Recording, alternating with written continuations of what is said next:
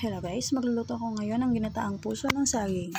So ayan, nagisa lang po ako ng sibuyas, bawang at luya at ginisa ko na rin po yung puso ng saging. Pagkatapos ko po siyang gisahin ng ilang minuto, nilagay ko na po yung pangalawang gata, inasinan ko na rin po at nilagyan ng paminta. So ayan guys, kailangan lang po natin ng maluto ng maayos po yung gulay natin. So kapag okay na po, isunod po natin yung unang gata. So, halo-haluin lang po natin.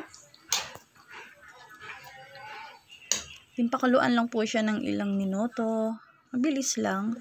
Kapag okay na po, nilagyan ko na rin po siya ng chili green at dilis. Yung dilis guys, naluto ko na po yan. Before ko po nilagay dyan sa gulay. So, kapag ready na po ang puso at ready ka na rin po masaktan, magmahal ka po ulit. Di charot lang, luto na po ang ating gulay guys. Thank you!